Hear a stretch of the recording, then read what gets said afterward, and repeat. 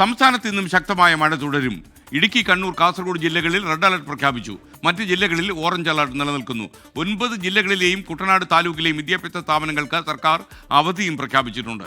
കേരള, ലക്ഷദ്വീപ് തീരങ്ങളിൽ മീൻപിടുത്തത്തിന് വിലക്ക് തുടരും. കനത്ത മഴയിൽ കൊച്ചി ധനുഷ്കോടി ദേശീയപാതയിൽ നേരിയമംഗലം വില്ലാഞ്ചിറ ഭാഗത്ത് വീണ്ടും മണ്ണിടിഞ്ഞു വീണു.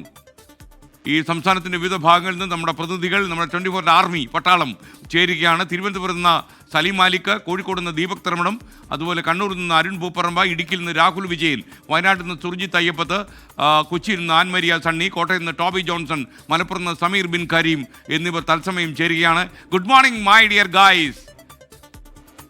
ആദ്യം തിരുവനന്തപുരത്തേക്കാണ് നമ്മൾ പോകുന്നത്. സലീം മാലിക് നമുക്കൊപ്പം ചേരുന്നു. സലീം, തിരുവനന്തപുരം ജില്ലയിൽ മഴ എങ്ങനെയാണ്? പ്രത്യേകിച്ച് തിരുവനന്തപുരം പട്ടണത്തിൽ കാര്യമായി മഴ പെയ്യുന്നുണ്ടോ? പട്ടണ നിവാസികൾക്ക് അലോസരമുണ്ടാക്കുന്നതിൽ മഴ കനക്കുകയാണോ?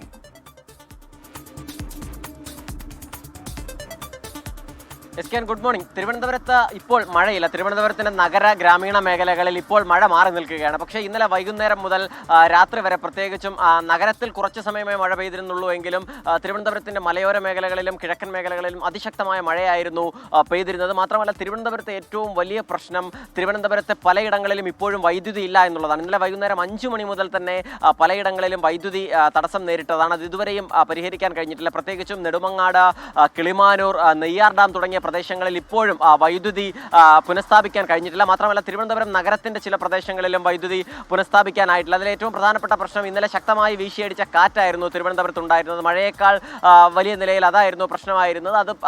അതിനെ തുടർന്ന് വിവിധ സ്ഥലങ്ങളിൽ ലൈൻ കമ്പികൾ പൊട്ടി വീഴുന്നത് ഉൾപ്പെടെയുള്ള പ്രശ്നങ്ങൾ ഉണ്ടായിട്ടുണ്ട്. KCB ജീവനക്കാരും പരമാവധി ശ്രമിക്കുന്നുണ്ടെങ്കിൽ പോലും ഈ വലിയ നിലയിൽ ഒട്ടനവധി 100-ലധികം കേസുകളാണ് ഓരോ സ്ഥലത്തെയും റിപ്പോർട്ട് ചെയ്യുന്നത്. അതുകൊണ്ട് തന്നെ ആ നിലയിലേക്ക് ഈ പ്രശ്നം പരിഹരിക്കാൻ കഴിയാത്തതാണ് തിരുവനന്തപുരത്തെ വൈദ്യുതി തടസ്സത്തിന് പ്രശ്നം. അതേസമയം നഗരത്തിൽ ഇപ്പോൾ മഴ മാറി നിൽക്കുകയാണ്.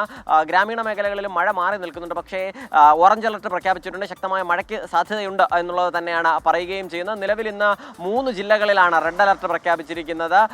അതിനോടൊപ്പം തന്നെ മറ്റെല്ലാ ജില്ലകളിലും ഓറഞ്ച് അലർട്ടുമുണ്ട്. അതുകൊണ്ട് തന്നെ സംസ്ഥാനത്തുടനീളം ഇന്നലെ പെയ്തതിന് സമാനമായ ശക്തമായ മഴയ്ക്കും ഒപ്പം വീശിയടിക്കുന്ന കാറ്റിനും സാധ്യതയുണ്ട് എന്നുള്ളതാണ് നിലവിൽ കാലാവസ്ഥാ നിരീക്ഷണ കേന്ദ്രം നൽകിയിരിക്കുന്ന മുന്നറിയിപ്പ്. അതുകൊണ്ട് തന്നെ ജൂൺ 1 വരെ നിലവിൽ ഏർപ്പെടുത്തിയിരിക്കുന്ന മത്സ്യബന്ധന വിലക്ക് ഉൾപ്പെടെയുള്ളവ തുടരുകയും ചെയ്യും. മുഴുവൻ ഈ പരിസ്ഥിതി ലോല മേഖലകളിൽ താമസിക്കുന്നവരോട് കനത്ത ജാഗ്രതാ നിർദ്ദേശവും കാലാവസ്ഥാ നിരീക്ഷണ കേന്ദ്രം മുന്നറിയിപ്പായി തന്നെ നൽകിയിട്ടുമുണ്ട്. SKN.